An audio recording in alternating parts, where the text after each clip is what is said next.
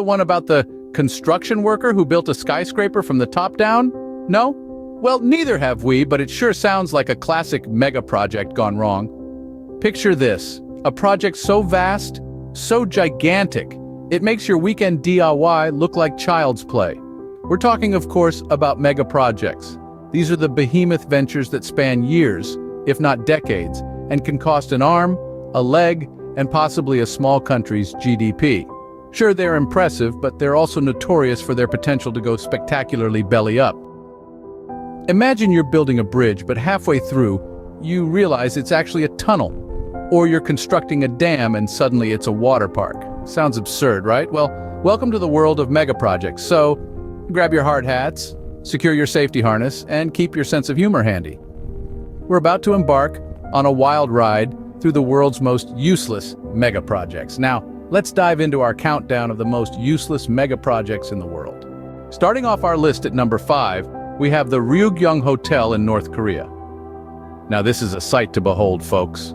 A towering behemoth of concrete and metal, the Ryugyong Hotel is an architectural marvel that unfortunately has never seen a single guest.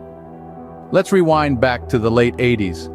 North Korea was on a mission to make a statement to the world. And what better way to do that than to construct the world's tallest hotel? The Ryugyong Hotel was intended to be a symbol of North Korea's might, a beacon of progress and prosperity. But as we all know, the best-laid plans often go awry. The initial purpose of the Ryugyong Hotel was to serve as a luxurious accommodation for international guests. With over 3,000 rooms and an array of facilities, it promised to be a haven for tourists. But as the economic downturn hit North Korea in the 90s, the construction of the hotel was abruptly halted. The Ryugyong Hotel was left unfinished, a hollow shell of what could have been. The cost of this project was astronomical. It's estimated that the construction of the Ryugyong Hotel consumed up to 2% of North Korea's GDP. That's a significant chunk of the nation's resources poured into a building that has stood empty for more than 30 years. Today, the Ryugyong Hotel stands as a silent testament to a dream unfulfilled. Despite several attempts to revive the project, it remains a colossal monument to excessive ambition. Its reflective glass facade, added in the early 2000s, mirrors the sky but hides an empty interior, void of life and activity. The Ryugyong Hotel is a paradox. It's a symbol of grandeur and a monument of failure, all rolled into one. It's a testament to the human capacity for ambition and a stark reminder of the harsh realities that can quash those dreams. It's a 105-story reminder that sometimes bigger isn't always better. At number 4, we have China's South-North Water Transfer Project. Now, this is a tale of ambition. Envisioned as a grand solution to the water scarcity in northern China, the project aimed to redirect a staggering 44 billion cubic meters of water each year from the Yangtze River in the south to the arid north. Now let's talk about the cost. It's no pocket change, folks. The project's price tag, just a cool $22 billion. And that's not even accounting for the ongoing maintenance and operational costs. It's like buying a sports car, only to realize later that you can't afford the gas. But hey, let's not forget the environmental impact. The project has disrupted ecosystems, caused displacement of communities, and led to significant pollution. It's like throwing a rock into a pond. The ripples are far-reaching and unpredictable. And here's the kicker. Despite the monumental effort and the hefty price tag, the project hasn't quite hit the mark. The north is still parched. The water's just too expensive for many farmers and residents, and the quality? Well, let's just say it leaves something to be desired. It's like going to a fancy restaurant, paying a small fortune, and then getting served a plate of overcooked pasta. A bit of a letdown, wouldn't you say? So, what do we have at the end of the day? A mega project that's cost billions, disrupted thousands of lives, and still hasn't solved the problem it set out to fix. It's a bit like trying to quench your thirst by drinking from a fire hose. It's overkill, and it just doesn't work. The South-North Water Transfer Project is a testament to human ambition, to our ability to dream big and reach for the stars. But it also serves as a stark reminder that sometimes our reach can exceed our grasp. It's a colossal effort that, unfortunately, didn't hold water. Coming in at number 3, we have the new South China Mall. This behemoth of a shopping center was once hailed as the epitome of consumerism. It's a sprawling complex that stretches over 9 million square feet, making it the largest mall in the world by total area, bigger than the Mall of America and the Dubai Mall combined. When it opened its doors in 2005, it was the talk of the town. The hype was palpable.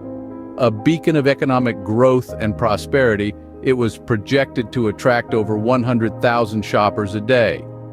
The mall was decked out with replicas of global landmarks like the Arc de Triomphe and Venice's St. Mark's Bell Tower, a testament to the grand scale of ambition that went into its creation.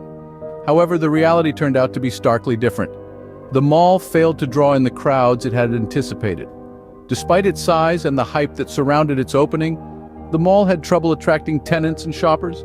By 2008, it was already being labeled as a dead mall. The vast corridors echoed with emptiness, and the grandeur of its design became a haunting reminder of its failure. Even today, the new South China Mall remains largely empty. It's a ghost town within a city, a monument to the perils of overambition and the unpredictability of consumer behavior. Despite several attempts to revive it, the mall has never really managed to shake off its image as a white elephant. What's more, the mall's failure had a ripple effect, leading to questions about the sustainability of China's rapid urban expansion and the wisdom of building on such a grand scale without a clear understanding of market demand. The new South China Mall stands today as a poignant symbol of failed consumerism. It's a vast, empty space filled with the echoes of what could have been, a stark contrast to the bustling shopping centers that typify successful urban development. A monument to consumerism that consumers didn't want. At number 2, we have the city of Ordos. Now let's travel to the heart of Inner Mongolia, China, where one of the most ambitious urban developments lies in eerie silence. This is the city of Ordos, or as it's more commonly known, China's Ghost City. The construction of Ordos began in the early 2000s during an economic boom. The goal was to create a modern metropolis that could house up to 1 million people. This was no simple undertaking. The project involved building state-of-the-art infrastructure, including spacious residential complexes, office towers, cultural institutions, and even a grand theater. The city was envisioned as a shining example of China's rapid growth and development. However, the reality of Ordos today is a far cry from this vision. Despite its gleaming structures and wide boulevards, the city is largely deserted. So, what went wrong? Well, the problem lies in the city's economic model. Ordos was built on the back of a coal boom. The city's planners banked on the continuing prosperity of the coal industry to attract residents. However, when the coal market took a downturn, the city's fortunes plummeted with it. Furthermore, the cost of living in this new city was significantly higher than in surrounding areas. This made it unattractive for many potential residents, despite the promise of modern amenities.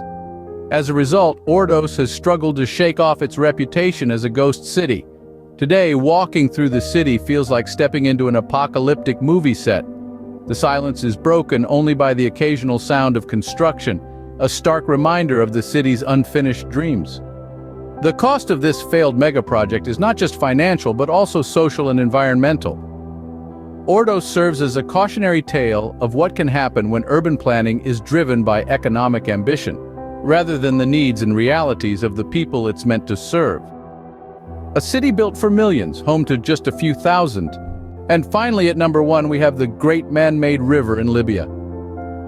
This audacious project, conceived in the late 20th century, aimed to transform Libya's arid desert regions into lush, fertile lands. It was an ambitious endeavor, a veritable oasis dream, promising to quench the thirst of countless Libyans. The cost was astronomical, soaring into the billions. It required feats of engineering that pushed the boundaries of what was thought possible, with miles upon miles of pipeline threading beneath the unforgiving desert sands. Yet, despite the immense resources poured into it, the great man-made river has yet to achieve its lofty goals. The desert remains largely unquenched, the promise of verdant fields and bountiful crops still a mirage shimmering on the horizon. The river, it seems, is more a testament to human ambition than a triumph of engineering. A river that flows with ambition, but not much else.